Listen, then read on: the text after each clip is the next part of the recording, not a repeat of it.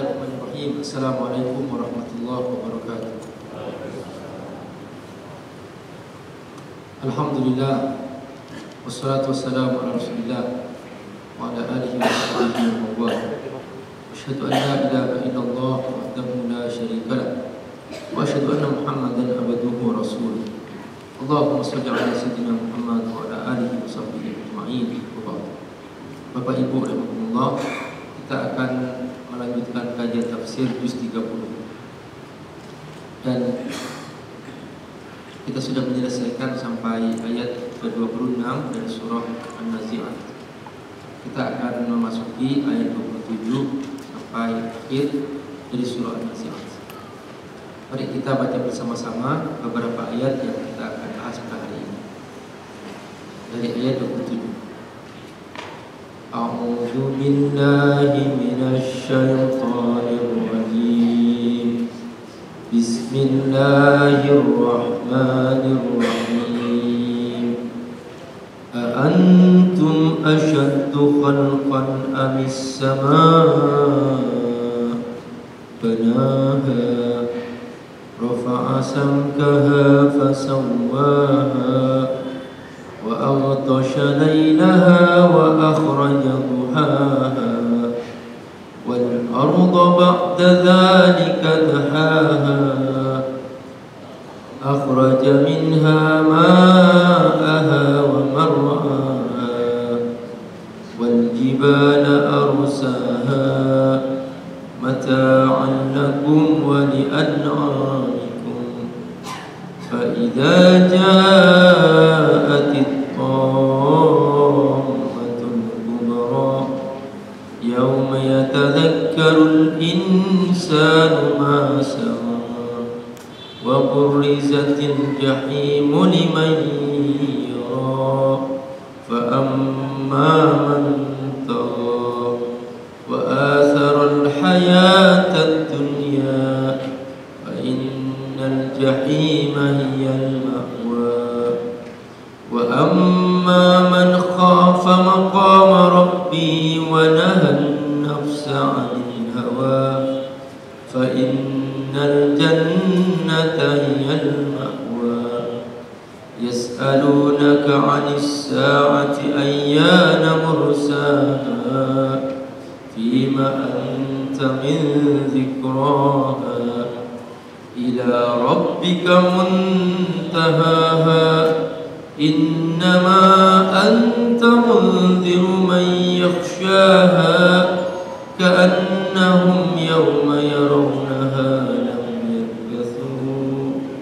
لم يلبثوا إلا عشية أو ضحاها.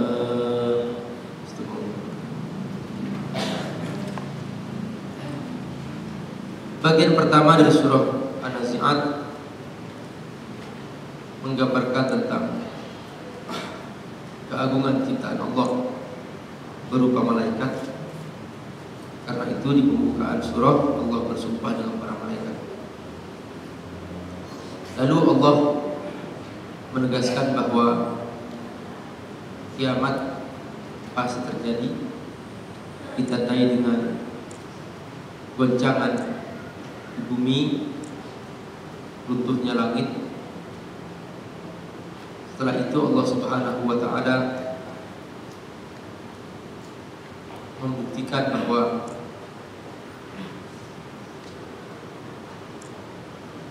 kiamat pasti terjadi. Dan dalam pembahasan itu Allah kisahkan pengalaman Rasulullah SAW ketika menyampaikan berita tentang hari kiamat ini. Diajak oleh orang kafir, dan memang begitu. Ajaran Allah itu seringkali tidak diminati oleh banyak orang. Jadi orang lebih suka hal-hal yang sifatnya konkret, seperti urusan dunia, memburu harta, itu orang suka. Tapi kalau memburu pahala, memburu surga, orang kurang suka. karena tidak kelihatan. Makanya sepanjang sejarah pengikut para nabi selalu sedikit, tidak banyak. Dan ajaran Allah seringkali diremehkan, dan bahkan banyak orang lebih suka ikut panduan hidup dari manusia daripada dari Allah Subhanahu wa taala.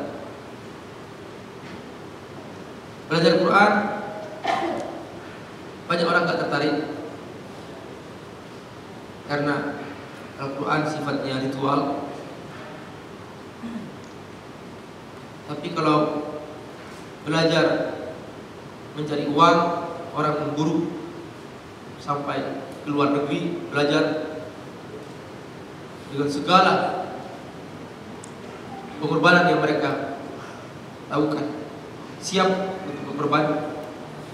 Tapi kalau untuk belajar ilmu Allah, belajar agama Allah, orang tidak bersemangat. Inilah dari tahun ke tahun, di sejak zaman Nabi Adam sampai Nabi-Nabi sesudahnya, sampai Rasulullah SAW, Nabi diajak seperti yang Allah ceritakan pada pembukaan surah Nazi'at. Maka Allah untuk menghibur Nabi Muhammad SAW, Allah ceritakan tentang pengalaman Nabi Musa AS. Bagaimana Nabi Musa AS diajak oleh Fir'aun, direndahkan oleh Fir'aun, dan bahkan Nabi Musa AS hanya digunakan sebagai tukang doa. Jadi kalau pas lagi menghadapi kesulitan, panggil Musa, sana kudu wala rabbak, minta kepada Tuhan kamu. Ini banyak masalah di sini. Ada kata berserakan, ada binatang begitu banyak, sampai darah mencerat, macam-macam Allah tunjukkan kepada Fir'aun. Maka dia panggil Musa hanya untuk minta kepada Allah. Setelah itu selesai urusannya, Fir'aun kafir lagi. Fir'aun terus jadi Tuhan, mengaku Tuhan. Nah, seperti sekarang banyak orang-orang yang ketika jadi bos, dia hanya menjadikan ustadz misalnya tukang doa. Pas ada masalah panggil ustadz doa. Begitu nggak ada masalah nggak perlu ngaji. Jadi seperti itu perumpamaannya. Jadi bukan untuk belajar ilmu Allah, tapi hanya untuk mengatasi masalah sejenak. Itulah yang Allah gambarkan di pembukaan surah Nazi'at. Kata Allah, Muhammad, kamu jangan sedih kalau kamu diajak. Jangan sedih kalau pengikut kamu sedikit, karena sejak dulu memang pengikut para nabi sedikit juga. Bahkan Fir'aun pun juga berusaha untuk menghalang-halangi dakwah Nabi Musa AS. Allah ceritakan itu pada pembukaan surah An-Nazi'at.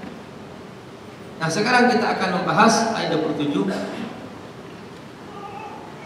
di mana Allah Subhanahu wa taala menyebutkan bukti-bukti kekuasaannya, bahwa Allah Maha Kuasa, bahwa manusia harus ikut Allah, bahwa langit Allah yang angkat tinggi-tingginya, tidak ada manusia yang bisa menciptakan langit. Kalau setiap hari manusia melihat langit, seharusnya ingat Allah. Makanya dalam Al-Quran Allah selalu menyebutkan penciptaan langit sebagai bukti kekuasaan Allah Subhanahu wa taala. Allah firman di sini, "A antum asyaddu khalqan amis sama bana." Di sini Allah menantang manusia. Wahai manusia, kalian tidak beriman kepada Aku, kata Allah. Ayo buktikan mana lebih sulit, Aku ciptakan kalian atau Aku ciptakan langit. Jawabannya pasti lebih sulit menciptakan langit daripada menciptakan manusia.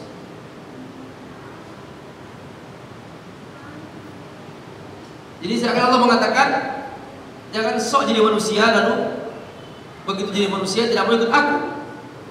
Aku gampang hancurkan kamu semua.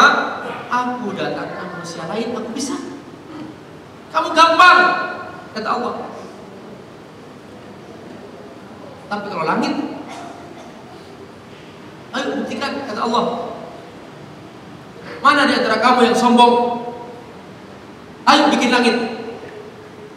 Kalau bisa. Inilah barakallah.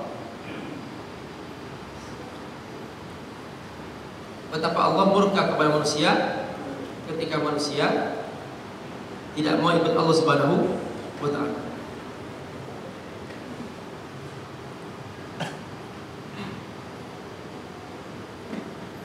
Perhatikan dalam surat Taubah.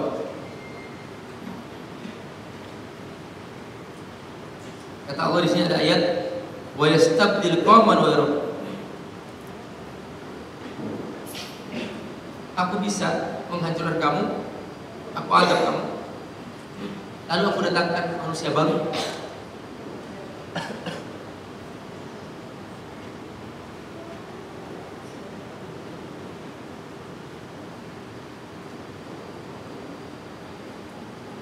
Wa yastabdil qauman ghairuhum.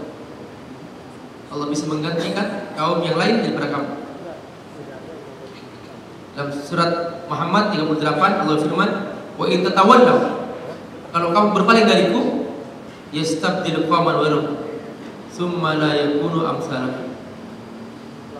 Kamu tidak mau ikut aku,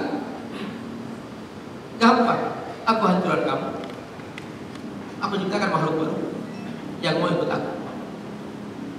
Aku tidak butuh kamu, kata Allah. Jangan merasa jadi makhluk dibutuhkan Allah. Jadi seakan Allah butuh kepadanya, jual mahal kepada Allah. Kalau diperintah Allah kayak keberatan. Kalau urusan dunia dikejar, dibunuh, capek-capek, lelah-lelah, sakit-sakit, laut diseberang, luar negara datang. Urusan Allah, urusan iman, mikir-mikir, seakan-akan buang-buang waktu. Duduk sejenak ngaji seperti buang waktu, kayak sia-sia. Itulah cara berpikir kaum materialistis. Jadi urusan Allah disepelekan, urusan dunia dibesar-besarkan. Padahal ujungnya pasti mati. Konglomerat mati. Itulah ketertiban manusia terhadap dunia. Kata Allah, "A'antum asyaddu khalqan am sama banaha." Kau sombong? Ayo kita rangkap. Mana lebih sulit? Aku ciptakan kamu wahai manusia, atau aku ciptakan kamu? Lebih sulit ciptakan langit. Kamu tuh gampang. Lihat langit, kata Allah. Aku angkat setinggi-tingginya tanpa tiang. Rafa'a samkaha fasawwa. Allah angkat setinggi-tingginya, lalu Allah sempurnakan. Dan Bapak Ibu lihat langit tanpa tiang. Lihatlah masjid kita ini, tiangnya banyak, padahal hanya selebar ini. Allah menciptakan langit tanpa tiang. Khalaqas samawati bighairi amadin tarawnaha wa alqa fil ardi rawasiya an tamida bikum wa bassa fiha min kulli dabbatin wa anzalna minas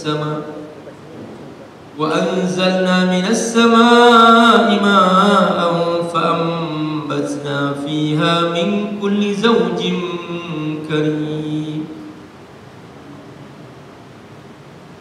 Langit ditegakkan tanpa tiang. Masih kurang apa? Rafa'a samkaha, Fasawwaha, aku yang mengangkat langit tanpa tiang, aku sempurnakan. Kamu setiap hari melihat langit ini, tapi kenapa kamu bongkar aku? Yang lebih parah lagi apa? Sudah numpang di bawah langit Allah, berbuat maksiat kepada Allah. Ini namanya manusia tidak tahu diri. Bapak Ibu, kalau ada orang numpang di rumah Bapak Ibu, tiba-tiba dia ganggu keluarga Bapak, keluarga Ibu, ganggu anak putrinya misalnya, kira-kira diapain tuh orang? Halo? Diapain? Usir, mesti lembut. Kalau di Madura tak celurit sampean, masih lembut. Perhatikan, Allah masih sangat halus. Seandainya setiap manusia berbuat dosa diusir dari bumi, udah numpang di bumi Allah, berbuat maksiat lagi. Coba bayangkan kalau diusir oleh Allah, Allah hancurkan langsung, bagaimana? Bapak Ibu, ini namanya manusia tidak tahu diri.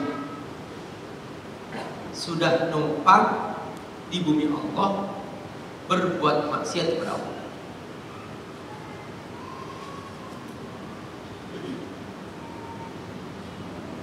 Ini yang seharusnya manusia sadari. Makanya oleh Allah, penciptaan langit diulang-ulang dalam Al-Quran. Karena langit ini kelihatan di mana saja berada.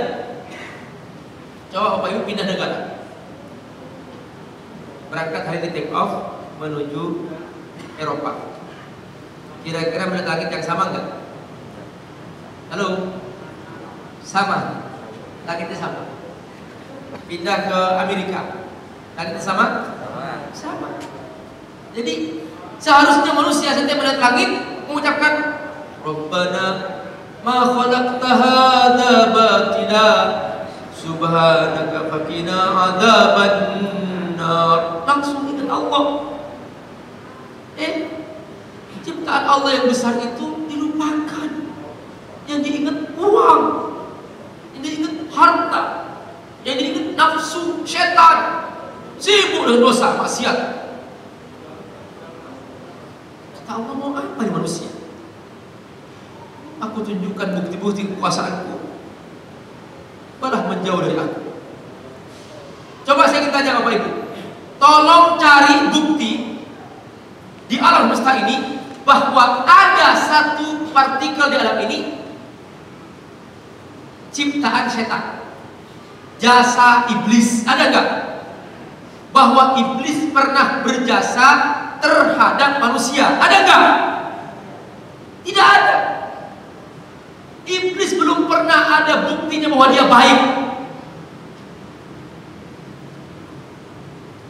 Tapi kenyataannya, mana lebih banyak yang ikut Allah atau ikut iblis?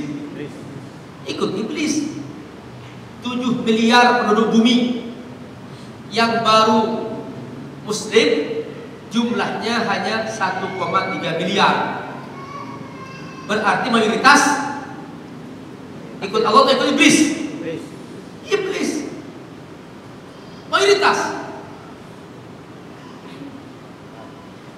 Karenanya orang Islam di mana-mana dipersulit, dimusuhi, diadu domba supaya negaranya tidak aman. Dimunculkan di situ kelompok-kelompok sesat, kelompok-kelompok yang memecah belah supaya orang Islam sibuk di situ, nggak berkembang negerinya. Dimunculkan di dalamnya orang-orang yang merusak orang Islam supaya orang Islam tidak pernah merasa aman. Di Syria berapa nyawa melayang orang Islam? Di Irak berapa nyawa melayang? Lebih dari 100.000. Di Mesir berapa nyawa melayang? Anak-anak muda penghafal Quran dibunuh begitu saja. para ulama dibunuh saja. Itu baru sama Muslim. Itu di negara orang Islam. Kalau di Palestina memang sedang bertarung di situ. Memang mereka dijajah oleh orang Yahudi yang zalim. Nah, tapi ini Islam Muslim. Bapak Ibu Allah. Makanya mulai sekarang belajar, jangan sampai mau dipecah belah. Bapak Ibu harus cerdas. Jangan sampai menjadi orang yang mudah dipengaruhi lalu memutuskan hubungan dengan saudaranya.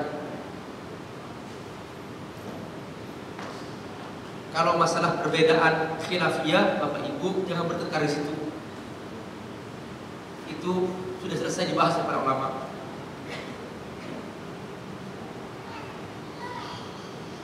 Sedikit saya ingin menjelaskan tentang ini supaya Bapak Ibu paham. Bapak Ibu, setiap pohon ada cabangnya enggak? Ada. Jumlah cabangnya banyak atau sedikit? Banyak. Terus batangnya berapa? 1. Jadi batangnya 1, cabangnya banyak. Kalau Bapak Ibu patahin cabang, kira-kira batangnya mati nggak? Tidak. Tapi kalau batangnya dirobohkan, mati semua? Mati semua. Itu dalam Islam disebut dengan istilah usul, batang pokok, furu, cabang-cabang. Itu dalam Islam. Tabiat batang 1, jangan berbeda pendapat. Tabiat cabang banyak, sepanjang masih nyantol ke pohonnya itu cabang. Kalau nggak ada cantolannya ke pohonnya bukan cabang namanya. Maka antara cabang jangan saling menyalahkan. Sepanjang ada cantolannya sama-sama benar itu cabang. Yang tidak benar kalau tidak ada cantolannya ke cabangnya, dipaksa jadi cabang. Itu yang salah.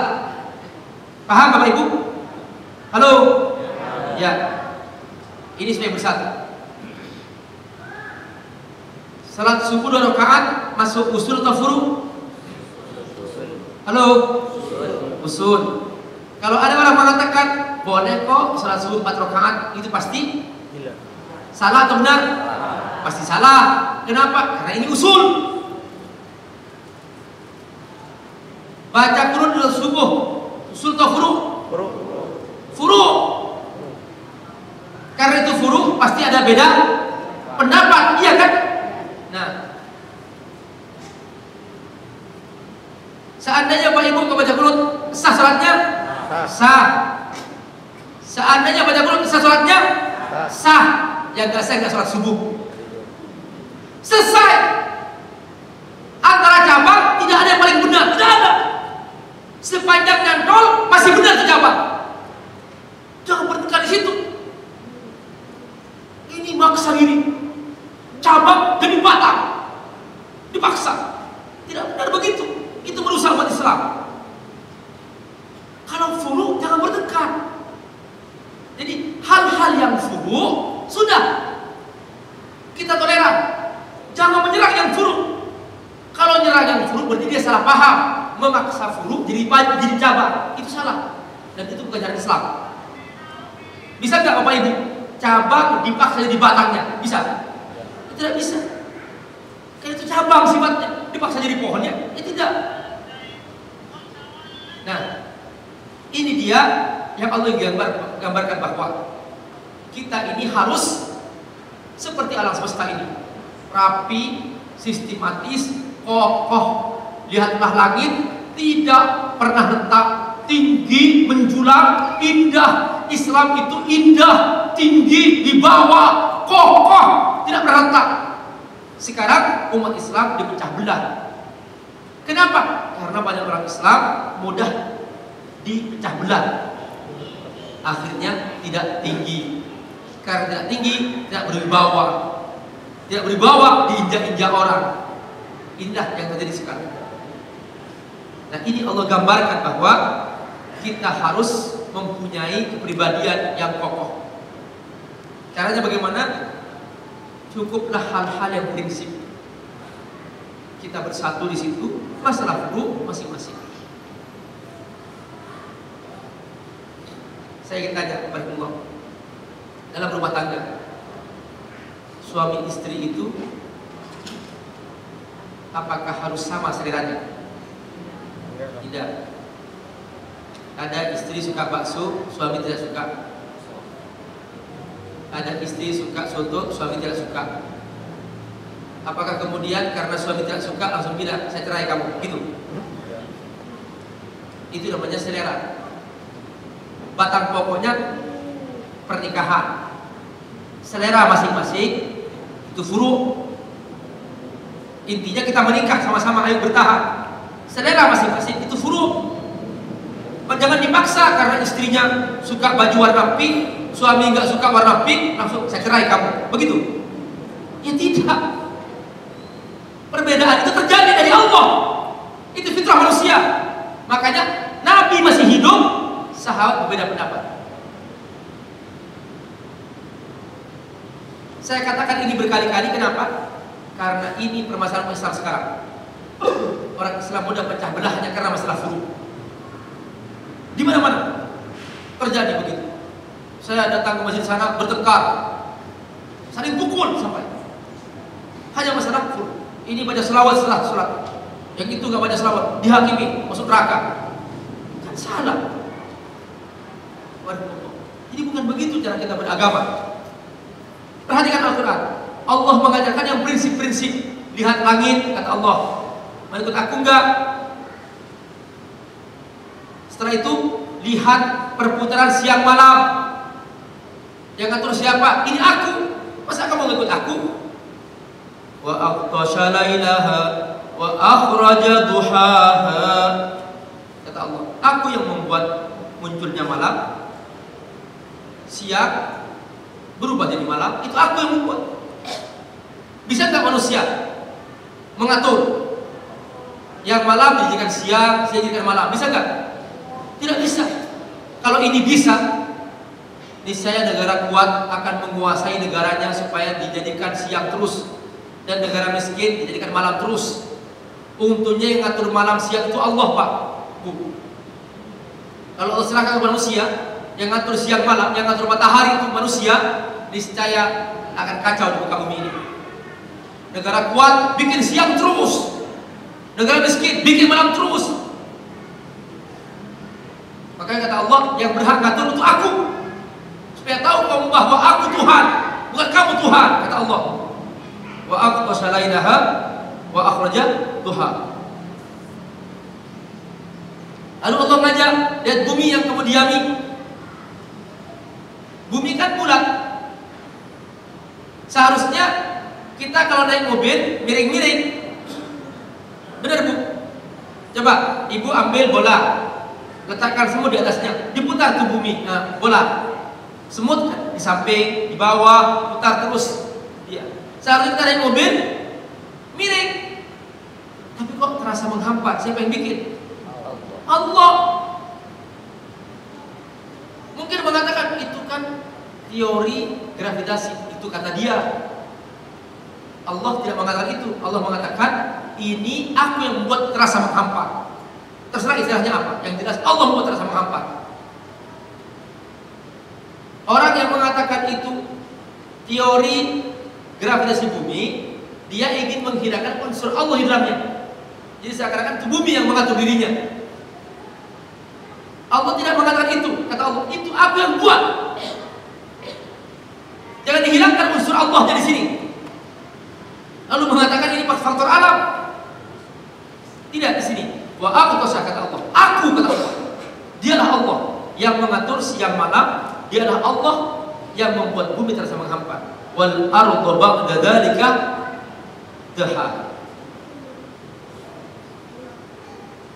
Allah tahu manusia ingin hidup. Di antara kebutuhan pokok manusia hidup adalah dua. Pertama air, kedua makanan. Maka manusia bukan hanya pohon-pohonan, tapi juga berupa daging-daging. Makanya Allah sediakan binatang ternak yang makanannya rumput. Nah, Allah sediakan rumputnya supaya manusia tahu bahwa ini yang membuat binatang ternak ini hidup itu aku. Karena apa? Karena aku sediakan rumput tempat dia makan, dan aku sediakan air supaya kamu hidup. Allah firman, akhraja minha ma'aha wa mar'aha. Allah mengeluarkan airnya, dan Allah menumbuhkan padang gembala, mar'aha. Lalu kita diajak jalan-jalan lagi oleh Allah. Ayo kita lihat gunung. Bahasa Arabnya gunung apa? Jabal. Jamaknya jibal. Ya, ucapkan sama-sama. Jabalun. Jabalun. Jabalani. Jabalani. Jibal. Jibal. Jadi kalau satu gunung jabal, kalau dua jabalani, kalau tiga lebih jibal.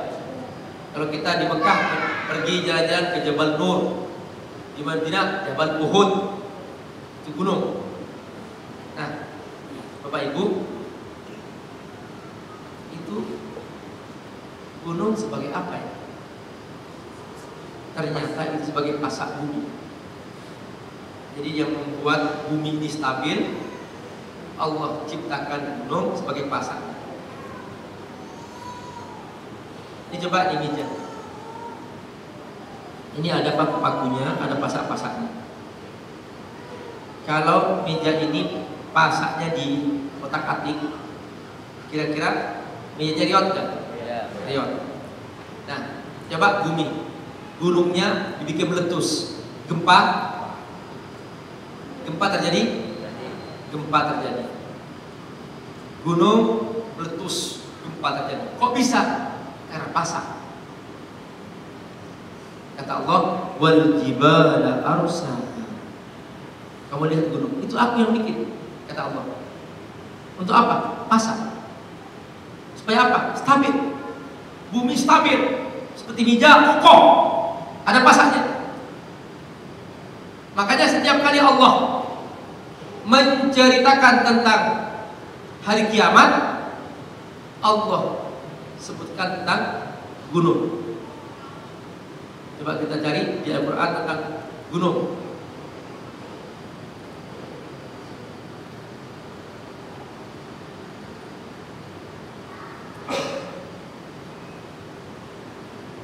Di sini disebutkan surat Nazi'at tadi, wal jibal arsaha, gunung sebagai pasak.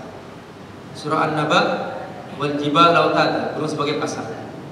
Tapi ketika Allah menyebutkan tentang hari kiamat, wa idzal jibal nusifat, ketika gunung dihancurkan. Surat Al-Waqiah ayat 5, wa bussatil jibal bassa, gunung dihancurkan. Surah Al-Ma'arij, wa takunul jibal kal'ihin, gunung seperti bulu berterbangan, dihancurkan oleh Allah.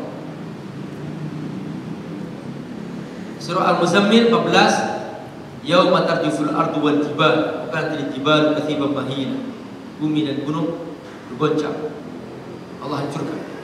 Karena apa? Hari kiamat. Maka proses penghancuran bumi ditandai dengan pencabutan gunung dari akarnya, sehingga bumi hancur.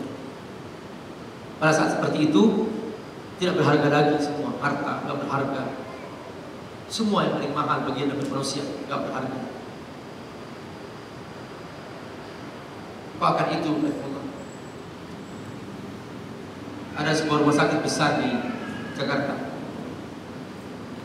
Tiba-tiba yang punya meninggal dunia. Ahli warisnya nggak ngerti, dijual ke rumah sakit, bagi-bagi. Perhatikan, yang kerja capek-capek, membina, merintis, mencari karir, sampai ke luar negeri belajar, di dokter, bikin rumah sakit besar, langsung mati. Setelah itu ahli warisnya nggak ngerti, dijual, rebutan. Itu dunia. Jadi masih kurang apa dengan bukti-bukti seperti itu? Banyak orang takut miskin, takut mati, bakhil jadinya. Kenapa? Takut. Seakan-akan dunia ini menjamin dia berpanjang hidup. Nggak ada hubungannya. antara banyak harta atau tidak dengan panjang pendeknya kematian, usia. Tidak ada hubungannya. Jadi banyak uang mati, tidak punya uang apalagi. Konglomerat mati, melarat apalagi. Jadi hidup seperti itu akan berakhir semuanya. Itulah kata Allah apa? Wa mal hayatud dunya illa mata'ul ghurur. Wa mal hayatud dunya illa mata'ul ghurur. Dunia itu kenikmatan yang menipu. Terasa nikmat tapi dia menipu. Yang membuat manusia lalai urusan dunia. Sampai enggak sempat sholat berjamaah di masjid. Pak, tadi enggak jemaah apa?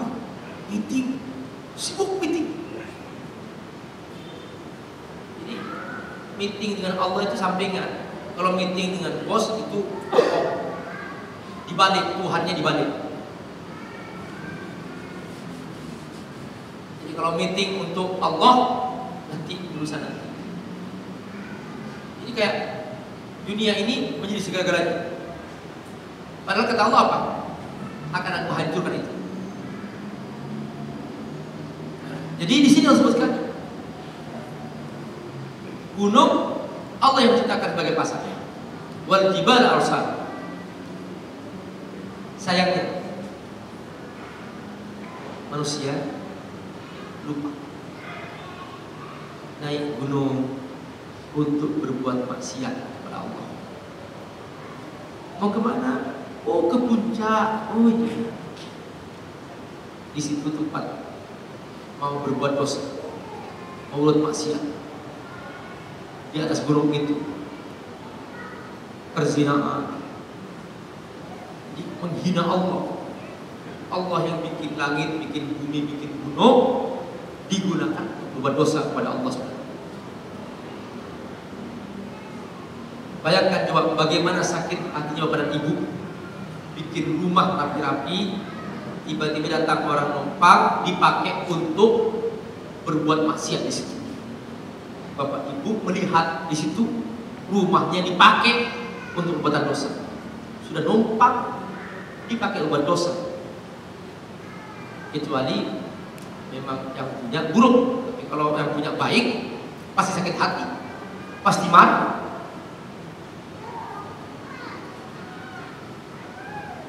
Wal jibal arsal.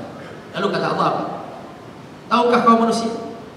Aku bikin semuanya ini, langit, aku atur siang malam, aku ciptakan bumi, aku pancarkan air, aku ciptakan gunung. Tahu nggak kamu untuk siapa ini? Kata Allah, mata'an lakum wa li'an'amikum. Ini untuk kamu. Ini fasilitas untuk kamu. Dan juga fasilitas untuk binatang piaraan kamu yang kau makan. Wa li'an'amikum. Alhamdulillah, Allah sediakan fasilitas hidup untuk manusia. Perhatikan, manusia puncaknya Pak. Allah ciptakan langit, bumi, semuanya mata Anda. Lalu kita melihat kok ada sapi-sapi, kambing-kambing berkeliaran makan-makan di situ. Artinya untuk kok ikut-ikutan? Ternyata kata Allah apa? Sapi-sapi, kambing-kambing yang kau punya itu untuk kamu juga. Makanya alhamdulillah manusia makan sapi, sapi nggak makan manusia. Manusia makan kambing, kambing nggak makan manusia. Jadi manusia semua yang makan.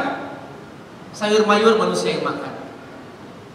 Daun-daunan manusia yang makan. Sisanya dimakan sapi, sapinya dimakan oleh manusia juga. Nah, sudah disediakan semua ini. Sekarang saya ingin tanya, Bapak Ibu ngangkat pegawai. Bapak Ibu bilang, ini perusahaanku, aku sudah bangun visinya ini, sistemnya ini. Sekarang kamu mengelola. Ini untuk kamu. Kamu besar, ini besar, mau juga besar. Ini sukses, mau juga sukses. Ini untuk kamu. Semuanya.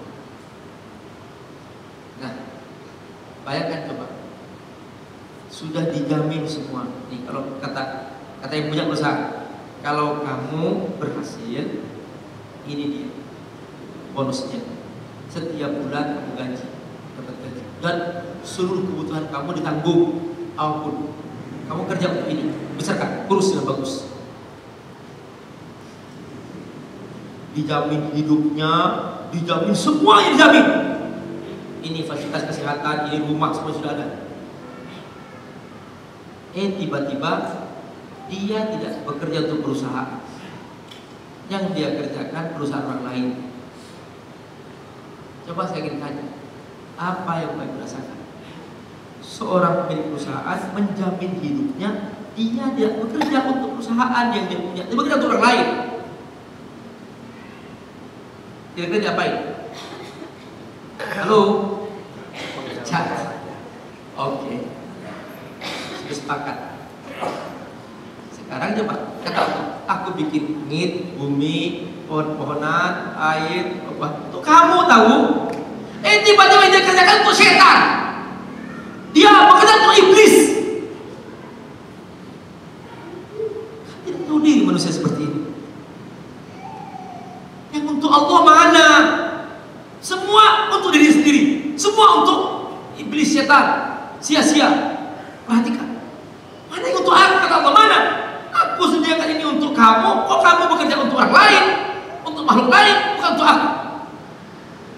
Ini disebut dengan tidak ikhlas. Mata'an lakum wa li'an'amikum. Setelah itu Allah Subhanahu wa ta'ala menyebutkan peristiwa hari kiamat, dan Allah sebut dengan istilah at-tamah, bahwa suatu saat semua ini akan dihancurkan. Bapak Ibu tahu at-tamah itu benturan. Jadi nanti semua planet akan terlepas di porosnya. Langit Allah runtuhkan. Ketika langit runtuh, semua poros planet buyar, maka planet berbenturan. At-tammatul kubra. Subhanallah. Cara membacanya pun begitu dalam Quran. Jadi kita membaca apa? Fa idza ja'atit tammatul kubra. Jadi seperti sebuah peristiwa benturan dan berlangsung lama. Ini perhatikan. Fa idza ja'atit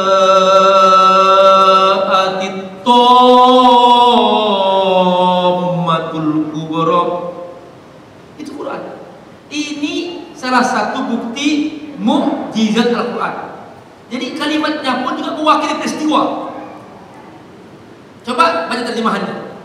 Maka apabila malapetaka yang sangat besar, nggak bisa Pak. Jadi tidak bisa kita pakai lagu. Maka apabila malapetaka yang sangat besar, nggak bisa. Tidak bisa mewakili. Jadi tidak bisa mewakili. Bahasa lain nggak bisa, harus bahasa Arab. Fa idza ja'atit tammatul kubra yauma yatadzakkarul insanu ma sa'a. Ketika itu manusia baru ingat. Ketika sudah melihat langit runtuh, semua planet buyar, berbenturan satu dengan yang lain. Ketika itu manusia sudah bingung. Kata Allah apa? Ketika itu manusia seperti laron.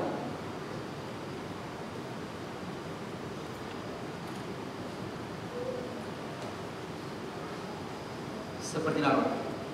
Yauma yakunun nasu kal farashil mabthus. Ya Allah, baru paham mengapa Allah ciptakan laron. Kita selama ini selalu kesel, laron banyak, sampahnya banyak, sayapnya kesana kemari. Bapak Ibu duduk pas musim laron, lihat Dia terbang nabrak cahaya, dus jatuh, lepas sayap, jalan tanpa sayap, cari kawan gak ketemu, jalan sendiri. Seperti itu manusia di hari itu. Semua kocar kacir, benturan terjadi di mana-mana. Atomatul kubro. Di situ dia baru ingat, iya ya, kok amalku masih sedikit. Aduh, simpananku masih banyak belum diamalin. Aku jangka disimpan-simpan, usiaku akan panjang. Kok begini jadinya? Inilah kata Allah, yauma yatadakkarul insan ma sa'a. Baru ingat apa yang dia kerjakan selama ini. Di situ dia menyesal. Usiaku waktu muda aku habiskan untuk sia-sia. Begitu tua aku sia-sia lagi. Dulu perasaanku ketika aku masih sibuk, aku bilang pada diriku sendiri, nanti setelah pensiun aku hajar deh. Aku akan masjid, gak akan pulang-pulang. Pokoknya aku amal soleh setelah aku pensiun. Begitu pensiun juga ternyata ada kesibukan lain lagi. Ternyata aku bikin kesibukan baru lagi. Terus akhirnya amalnya gak ada. Merasa sudah banyak amalnya. Yauma yatadakkarul insan ma sa'a. Baru ingat apa yang dia kerjakan. Nah, Bapak Ibu, ketika itu Allah perintahkan malaikat untuk menggotong neraka sebagai pemaparan kepada calon-calon penghuni neraka.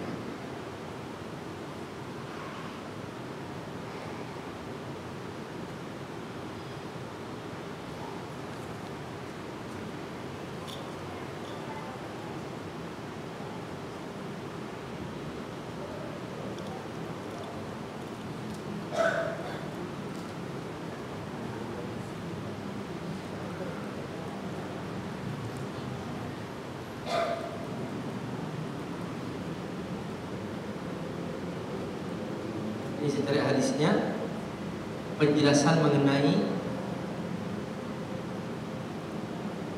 ayat ini. Wa burrizatil jahim liman yara. Allah tampakkan neraka kepada calon penghuni. Wa burrizatil jahim liman yara.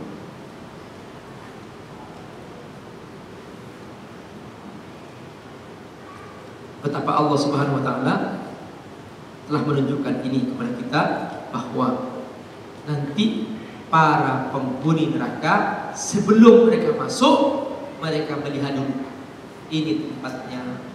Di situ dia menyesal, di situ dia menangis ketakutan, di situ dia berkata, ya laitani kuntu turaba. Alangkah enaknya kalau aku jadi debu. Masih ingat dalam surah Naba penutupnya? Ya laitani kuntu turaba. Inilah hadis tentang bagaimana neraka jahanam diangkat. Apa kata Rasulullah SAW? Yu'ta bi jahannam. Nanti dibawa itu neraka jahanam. Yauma idzin, pada hari itu. Walaha sab'una alfa zimam. Neraka itu mempunyai 70.000 pegangan. Mohon kalkulator. Hitung coba. 70.000 pegangan. Jadi neraka ini Pak bentuknya ke bawah, bertingkat-tingkat. Nah, setiap pintu itu ke bawah pintunya. Maka semakin dalam semakin panas. Yang paling bawah itu Fir'aun dan orang munafik. Kata Allah, innal munafiqin fid darqil asfal minar. Nah, itu digotong seperti kantong, digotong oleh malaikat untuk ditunjukkan, dan punya berapa? 70.000 pegangan. Ma'akul lizimam sab'una alf malak. Setiap pegangan dipegang oleh 70.000 malaikat. Coba Coba sekarang kalikan. 72 malaikat kali 72 pegangan. Itu berapa? 49 miliar. Iya, 49 miliar malaikat menggotong neraka. Kata Allah, wa burrizatil jahimu liman yara. Neraka ditampakkan. Setelah itu Allah jelaskan, manusia dibagi dua. Ada yang ahli neraka, ada yang di surga. Yang ahli neraka Allah sebutkan mereka masuk neraka karena dua sebab. Pertama, melampaui batas. Kedua, mengutamakan dunia. Kata Allah, fa amma man tagha wa athara al-hayata ad-dunya fa innal jahima hiyal ma'wa. Orang yang melampaui batas dan mengutamakan dunia, dia berarti calon neraka. Jadi Bapak Ibu tinggal mengukur nih, ketika dalam hidup ini lebih banyak urusan dunia daripada urusan Allah. Artinya Allah sudah sampingkan, dunia utamakan. Itu tanda-tanda. Jadi kita harus berpikir mulai sekarang perbaiki diri. Jangan sampai masalah ini kita lalaikan. Padahal ini adalah merupakan tugas kita. Tokoh suka dunia, maksiat, dosa. Setiap hari pekerjaannya apa? Maksiat ke maksiat, dosa ke dosa. Nggak berhenti-berhenti, mengalir terus dosanya ke dosa. Nggak berhenti-berhti. Tanda itu masuk neraka. Kebalikannya, kata Allah, kalau kamu ingin tahu di surga, wa amma man khafa maqama rabbih wa nahan nafsa 'anil hawa fa innal jannata hiyal ma'wa. Kalau kamu ingin tahu di surga, dia takut kepada Allah dan kendalikan nafsu. Ini yang di surga. Takut kepada Allah. Caranya bagaimana? Nafsu dikendalikan. Mau berbuat dosa, tahan. Takut kepada Allah. Mau sia-sia, tahan. Cari yang bermanfaat, yang mendatangkan pahala. Maka dia tanda-tanda di surga.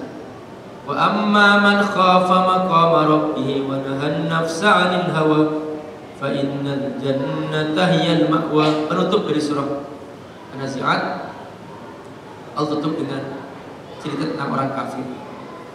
Mereka mempertanyakan kepada Nabi. Mereka datang kepada Nabi berbondong-bondong tanya, Muhammad, gini aja, kalau kamu benar bahwa kiamat ada, coba ceritakan kepada kami tanggal berapa, tahun berapa tuh kiamat. Nabi nunggu jawaban dari Allah, nunggu wahyu. Tanya kepada Allah. Kata Allah apa? Jawabannya ini dia. Yas'alunaka 'anis sa'ati ayyana mursaha. Mereka bertanya, kapan kiamat itu Muhammad? Allah tegur, fima anta min dzikraha. Muhammad, kamu itu gak berhak menceritakan tanggal tahunnya. Ila rabbika muntaha. Yang berhak tahu hanya Allah. Innama anta mundziru may yakhshaha. Tugasmu hanya memberikan peringatan Muhammad, bukan memberitahukan tanggal tahun. Berarti Bapak Ibu, Rasulullah sendiri tidak tahu tanggal dan tahun hari kiamat. Makanya para ulama berijma haram hukumnya meramal-ramal hari kiamat. Coba kemarin diramal tahun berapa kiamat? 2015. Sekarang sudah tahun berapa? 2015. Berarti kita di alam akhirat sekarang. Sebentar lagi dilamar lagi. Kapan itu? Ada ramalan lagi? 2015. Hah? Ya. Dari Allah. Penutup kata Allah apa? Nanti kalau kiamat terjadi, proses perpindahan manusia dari dunia ke akhirat mirip seperti perpindahanmu setiap malam dari malam ke pagi. Kamu tidur, begitu kamu bangun, loh kok sudah pagi. Begitu juga nanti kamu tidur di alam kubur, begitu bangun, kok tiba-tiba di alam akhirat. Kata Allah, ka'annahum yawma yarawnaha lam yalbasu illa 'ashiyatan aw duhaha. Kamu itu pada saat melihat seperti itulah perpindahannya. Allah, semoga Allah berkahi. Karena kayaknya ada acara pernikahan di belakang. Ya. Sudah. Ya. Jazakumullah khairan. Assalamualaikum warahmatullahi wabarakatuh. Sebelum Bapak Ibu bubar, saya ingin jelaskan sedikit kepada Allah. Saya membawa buku saku Benteng Diri. Mungkin Bapak Ibu ingin punya, jadi atau yang belum punya silahkan. Itu akhir zaman ini banyak orang tidak punya benteng, akhirnya mudah dia tergoda oleh setan. Nah, Nabi saja membentengi dirinya. Itulah dikir-dikir Nabi yang oleh para ulama dikumpulkan. Saya tahlil hadisnya, saya beri faedah-faedahnya. Dan setiap komputer ada bentengnya, antivirus. Nah, di situ ada santri saya. Mereka ini santri gratis untuk menjadi ulama. Tapi karena kami apa adanya memulai gratis, jadi kami mengajak santri-santri untuk berdagang, berjualan sebagainya. Jadi sebisa mungkin mereka bisa hidup semampu mereka. Itu yang saya lakukan supaya mereka bisa bertahan, karena rata-rata mereka orang-orang nggak mampu dan mereka dari Aceh, ada dari mana saja. Saya kumpulin mereka, saya bilang ayo kita bertahan, kita gratis tapi kita berdagang. Yang saya bilang itu kita bawa kemana-mana, saya bikin buku supaya mereka bisa melanjutkan sampai mereka menjadi seorang ulama. Alhamdulillah mereka sudah banyak yang jadi imam sebagainya. Semoga mudahkan insyaallah. Assalamualaikum warahmatullahi wabarakatuh. Waalaikumsalam warahmatullahi wabarakatuh. Masya Allah, luar biasa kerjaan kita pada pagi hari ini. Semoga apa-apa yang beliau sampaikan dapat kita terapkan dan dapat kita hayati ilmu Al-Quran yang ada dari kita bangsa. Mungkin hanya itu saja yang dapat kami sampaikan. Terima kasih atas segala perhatiannya. Mari kita tutup dengan membaca doa kafaratul majelis. Subhanakallahumma wa bihamdika asyhadu an la ilaha illa anta astaghfiruka wa atubu ilaik. Wassalamualaikum warahmatullahi wabarakatuh.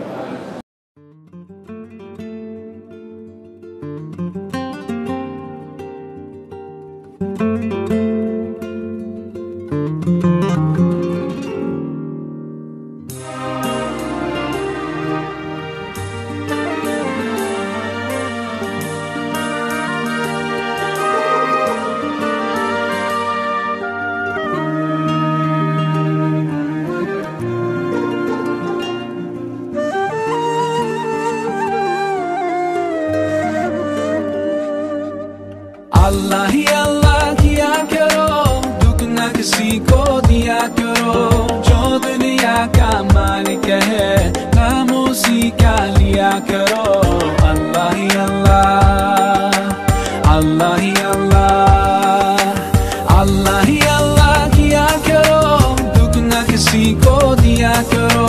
जो दुनिया का मालिक है खामोशी का लिया करो। अल्लाह ही अल्लाह, अल्लाह ही अल्लाह।